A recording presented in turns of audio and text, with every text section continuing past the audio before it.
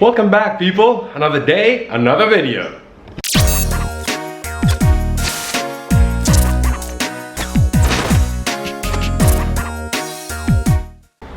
Hey guys, welcome back again to another episode of SUBARU. In today's episode, what we're going to do, we're going to look into the trunk lid. Quick update, you can clearly tell this is the one that we had to do it upside down. Now you can clearly see that there is some spaces over there, some bubbles and whatnot. That's alright, I'm not too worried about that, because what will happen is I'll put some mudding on top because it still needs sanding because it's a bit protruded outside. But yeah, that's it. It's good. As you can clearly tell at the back, there is top and there is the spoiler, there is the trunk. You know what that means? It means we're gonna mock fit the spoiler over here. Now in order to do that, we need to drill 2 holes in each side. Those 2 holes basically is gonna hold on to these 2 holes that you can see over here. How to do that? Well, it's a simple one. All what you need to do is just use normal screws, any screw basically, that fits into the place. Now once it fits into the place, there you go, that's it. So in both sides, you do that. In both sides, there you go. Now just make sure that all of them are lined up, level up. And once you do, you use just a normal paint polish or something like that just to paint it on top. Then put it upside down, and as you put it over here, what will happen is, let me just show if you can see, the screw tip basically will hold on to the trunk. And once it does, you know what that means? This is the place where you need to drill. It's simple as that. Now, to protect the trunk, what I'm going to do, I'll use just masking tape over here so that the paint will go on top of the masking tape, and when we drill, basically, it protects it in a way. Okay? Let's see how that goes.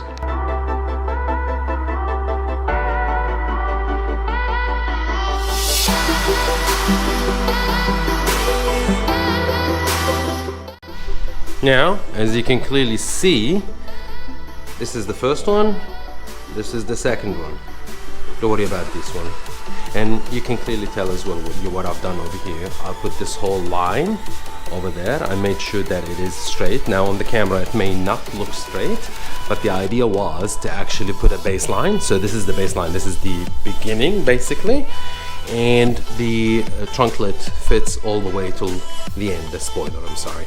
So it has all the shape of the car and the trunklet, and then the spoiler comes in. Similarly, over here, there's one, and there's another 2.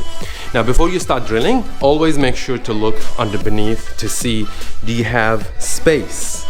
So you can see, I've got the hole over here, and I've got enough space from my end in order to screw it or tighten up the nut. Similarly, on this side, I've got enough space over here. There it is. Which is, funnily, too close to the place where we've actually fixed it up. Now, I'm not gonna remove the tape because I'll use it as a protective layer for the paint. I'll get the drill bit and drill over here. I'm not gonna go overboard. Small drill bit will do just the trick, and just so that I can try it out and see how that goes. Okay, and I'll mock test it again just to see if I'm doing it alright or not. Okay.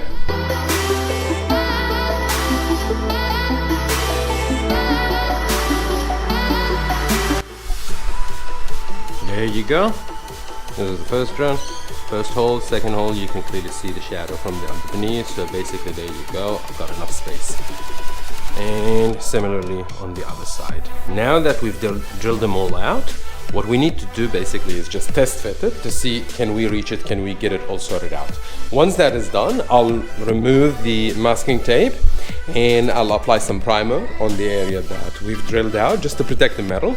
Now ideally you would need to use edge primer. Edge primer basically goes on the bare metal to protect it from rust and everything.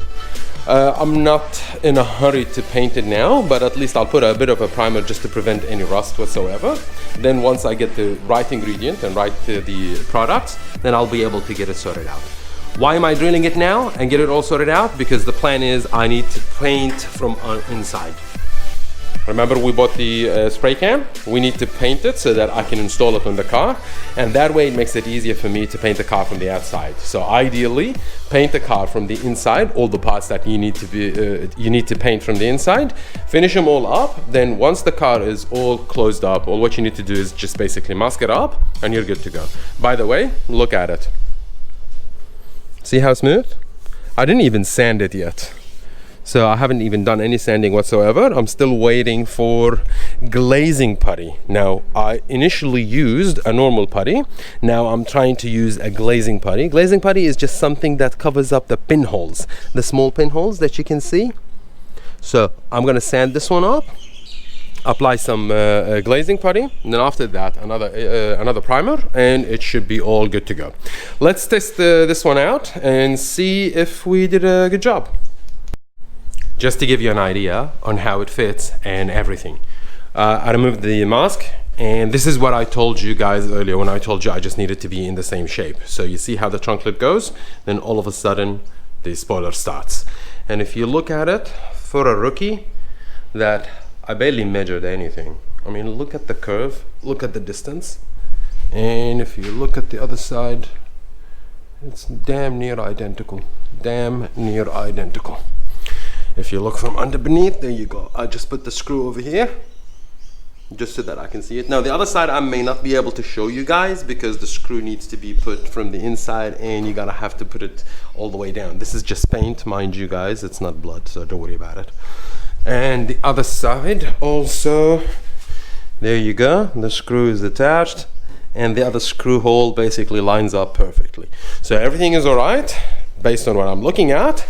Now that I'm happy with the result as is, what we need to do now, turn the trunk lid upside down, start sanding it because we need to paint it from the inside.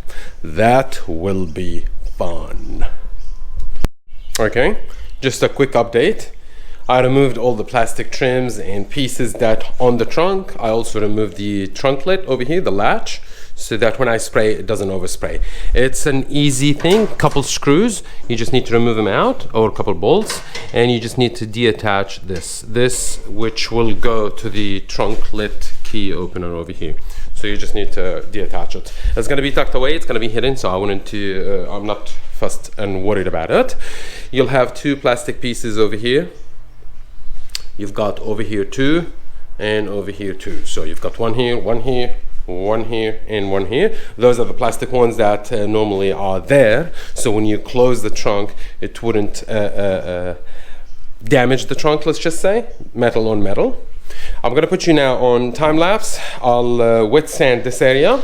Once I'm done with sanding it, I'll give it a quick wash just so that I'll make sure that everything is clean and tidy, and after that we'll wax and grease, remove all the contaminants over here because you can clearly tell it could use a bit of a cleanup. And after that, we'll hit it with the paint. Let's go from there.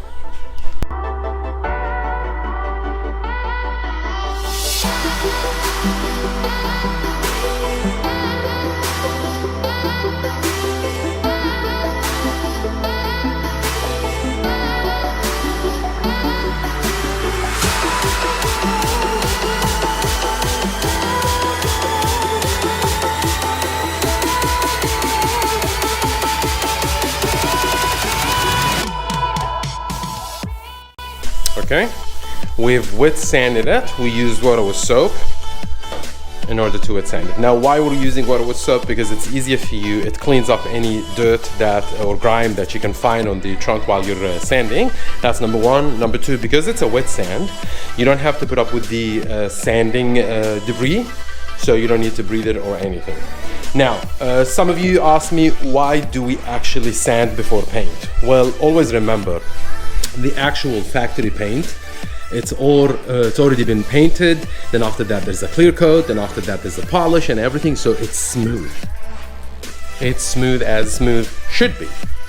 Now, if you need to paint a layer on top of that, what you need to do for the paint, the new paint, to stick on the old paint, you need to agitate the surface. Make the surface a bit hard or rough. Once it becomes rough, then the paint actually stick. The components in the paint, the glue per se, I'm not a scientist, I'm not a chemist, the glue ingredient inside the paint or the polymer will actually stick on the body panel that you're trying to paint.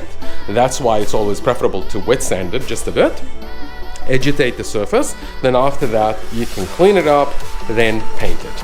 Now you can see this area, basically it's clean, it's not even painted. You know why?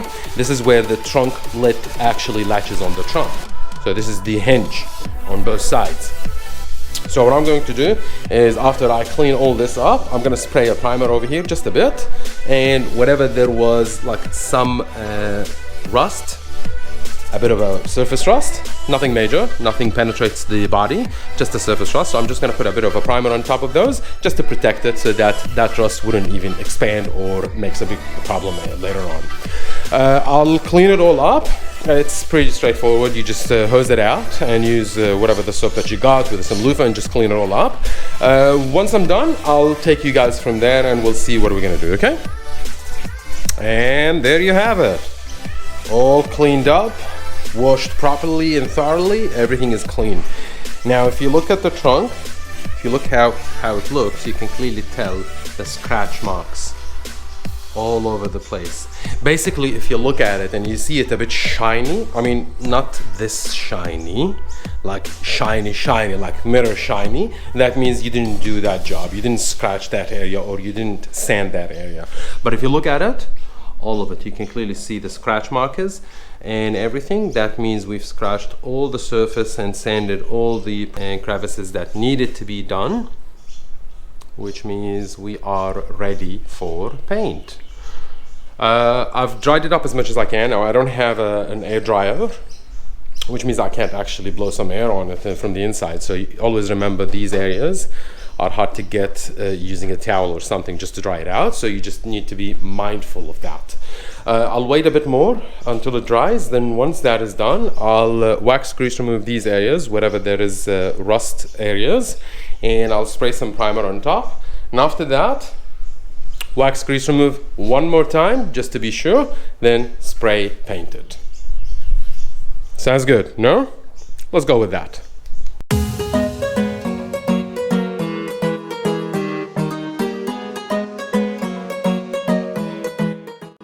There you have it. Quick primer application. There you go. This is where there was some surface rust on this hole and on this hole, some to this side, and we primed this area. Similarly to the other side.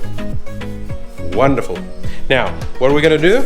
Let it sit, let it dry, just to ensure that everything is dry and clean.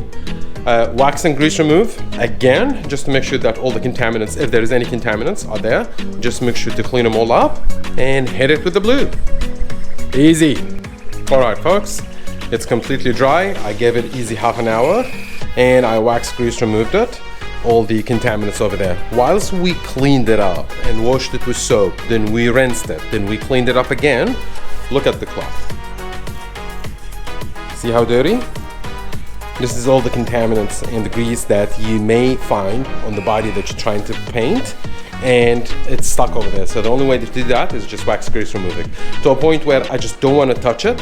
Now all the primer is dried to touch, so it's all good, but I don't want to touch it because my hands most likely will be contaminated as well. I don't want to contaminate the area that I'm gonna paint. I'll use the paint that we bought, which is this one from Super Cheap Auto. This is the paint code. Now, how to paint? Basically, according to the instructions, about 20 centimeters away from the area that you need to spray. So I would say probably about this much, something like that.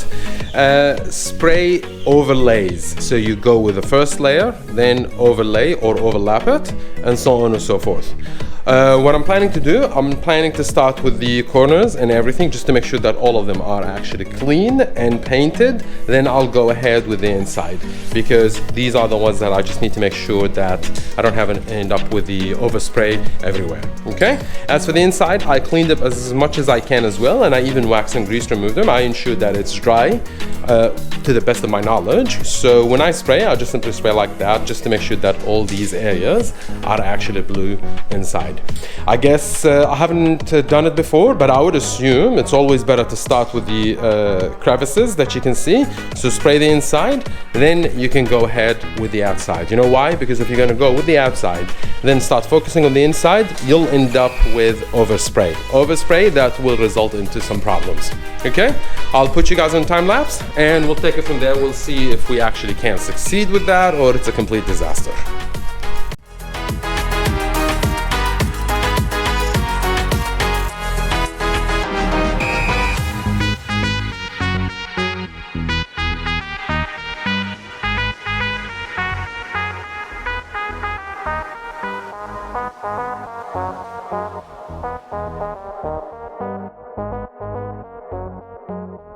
Not bad, not bad at all.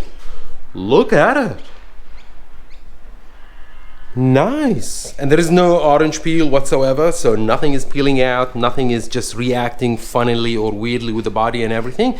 That means the wax and grease removal that we applied was actually thorough. Everything was perfect.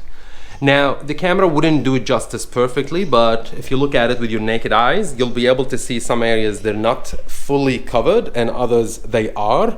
This is basically because the first coat that I've applied just a mist, just so that it covers everything. Then after that, I start applying gradually. So you start misting over here, then as you go towards the end of the body part, misting, that area will be slightly dry to paint over. So what happens is you paint over it again and again and again, and similarly. So always start, like let's just say if you start from the left to the right or from the right to the left, by the time you finish all the way to the left, then you can start again with the right, with another coat, and so on and so forth.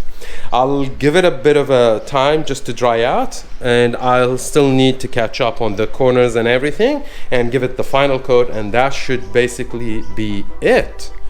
I'm happy with our result. It's actually perfect. Nice. Check it out. We applied 2 more coats on it, and it is perfect. Look at the corners, look at everything. Unified color all over. Wonderful job. I am proud of myself. Now I applied enough coats on it just to make the blue pop as much as I can, to a point where I actually finished the spray can. It's finished all completely. You can see some runs, that's alright, that's no big deal. I can easily buff it out, so it shouldn't be that much of a problem, because the thing is, if I didn't end up doing that, I'll end up with some different coloration. So I figured it's better for me to over than under, if you know what I mean. But wow, it is perfect. From a distance, it just looks blue, original blue, as if this is how the factory would have painted it. I'm proud of it. Good job, Sal. Alright folks, now that we've painted the trunk and we've actually drilled the hole for the hose spoiler and everything, all what we have to do is just basically let it dry. And once it dries, I can test fit it on the car, and that way I'm done basically painting that. Next topic will be probably tackling the hood. I need to paint from under or from inside as well, just like what we've done over here. I finished the paint, but if you look at it, look at the paint, how it looks, and look at the car. It's, to me, I'll put them side by side at one point for you guys to see it, but it looks near perfect. Perfect match.